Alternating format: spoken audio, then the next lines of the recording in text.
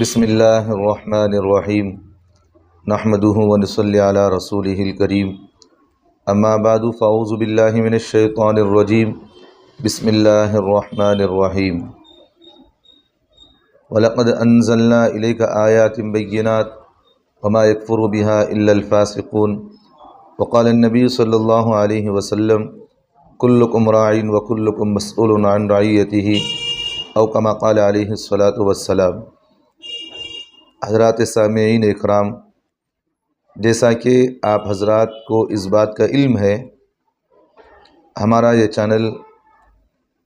قاضی و مفتی سید احمد قاسمی آفیشل کئی سالوں سے الحمدللہ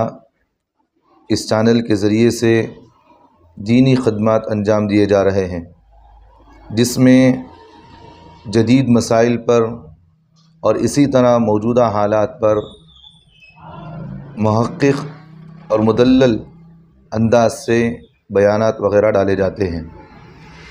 اور ہمیں اس سلسلے کو الحمدللہ جاری و ساری رہنے کے لیے اللہ تعالیٰ سے دعا فرمائے۔ اللہ تعالیٰ تا قیامت اللہ اس چینل کو باقی رکھے اور یہاں سے صحیح بات اور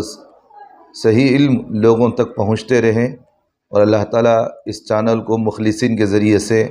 تا قیامت باقی رکھے۔ اور دوسری اہم بات، جیسا کہ آپ حضرات جانتے ہیں، ہمارے مسلمانوں کے اندر بعض حضرات وہ ہیں جو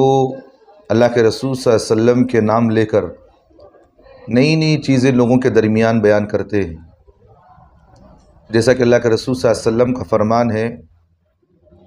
انسان کو جھوٹا ہونے کے لیے صرف اتنا ہی کافی ہے، ہر سنی سنائی بات لوگوں کے درمیان بیان کرتا ہوا پھرے۔ تو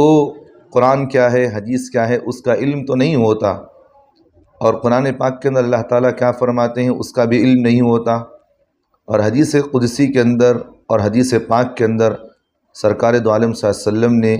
کن چیزوں کی تعلیمات دیے ہیں، کیا بولے ہیں، اس کا بھی علم نہیں ہوتا۔ تو لوگوں کے درمیان غلط غلط روایتیں، غلط غلط چیزیں حدیث کے نام پر ایشو کرتے ہیں اور بیان بھی کرتے ہیں، اور اگر کوئی عالم، اگر کوئی محقق اس چیز کو رکھنے کی کوشش کرتا ہے تو بے دھڑک اس کو جھوٹا اور کذاب بنا دیا جاتا ہے۔ اور اسی طرح بعض ہمارے مسلمانوں کے اندر ایسے بھی لوگ ہیں جو بزرگوں کے اقوال کو اور کسی اللہ والے کی بات کو لے کر لوگوں کے درمیان حدیث کہہ کر اسے بیان کر دیا جاتا ہے، اور آگے چلتے چلتے چلتے وہ چیزیں زبان درازیں ہو جاتی ہیں اور زبان زد ہو جاتی ہیں، اور لوگ اس چیز کو حدیث ہی سمجھ کر لوگوں کے درمیان بیان کرنا شروع کر دیتے ہیں، حالانکہ اللہ کے رسول صلی اللہ علیہ وسلم کا فرمان ہے حدیث کے بارے میں، من کذب علی متعمدا فلیتبوأ مقعدہ من النار، کہ اللہ کے رسول صلی اللہ علیہ وسلم نے فرمایا جو انسان مجھ پر جھوٹی بات باندھے، جھوٹی بات اگر کوئی مجھ پر باندھے تو اپنا ٹھکانہ جہنم میں بنا لے۔ تو کئی ہمارے مسلمان ایسے ہیں جو حدیث پاک رہتی یا نہیں رہتی اس کی تحقیق تو نہیں کرتے، جہاں کہیں سے مل جائے اسے حدیث سمجھ کر آگے پہنچا دی جاتی ہے۔ تو اس کم و پیشی کو ہم نے اس چیز کو محسوس کیا، اور ہمارے کئی اس چینل کے ٹیم والوں نے اس چیز کو محسوس کیا،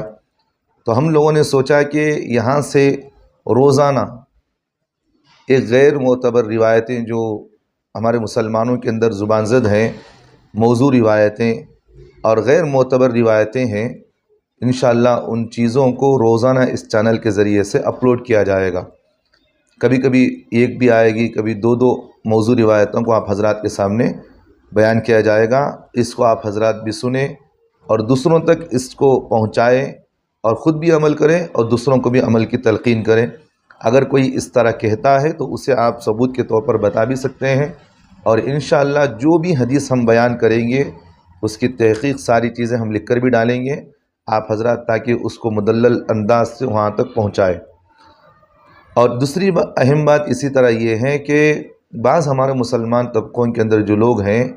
وہ اگر کسی بزرگ کی بات کو سن لیں تو اسے حتمی سمجھ لیتے ہیں، اور یہ سمجھتے ہیں کہ جو بات انہوں نے کہہ دی وہ حرف آخر ہے، اس کے علاوہ جو بھی کہے گا وہ ساری چیزیں غلط ہو جاتی ہیں۔ تو اس طرح کی چیزیں بھی بزرگوں کی باتوں کو لے کر بھی لوگوں کے درمیان ایشو کرتے ہیں، اور اگر کوئی اس کو روکے گا تو کہتے ہیں کہ فلاں اللہ والے نے، فلاں بزرگ کا یہ قول ہے، انہوں نے یہ چیز حدیث بیان کی ہے، تمہاری کیا ہمت اور جرت کہ تم نے اس بزرگ کے بات کو ٹھکرایا جائے۔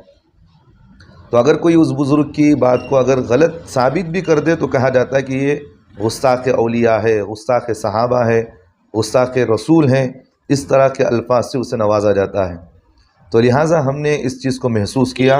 اور بغیر کسی تمیز کے آپ حضرات کے سامنے ساری چیزیں کھول کر رکھی جائے گی، چاہے وہ بزرگوں کی کتابوں کے اندر بھی اگر غیر معتبر روایتیں اگر ان میں لکھی ہوئی ہیں تو انشاءاللہ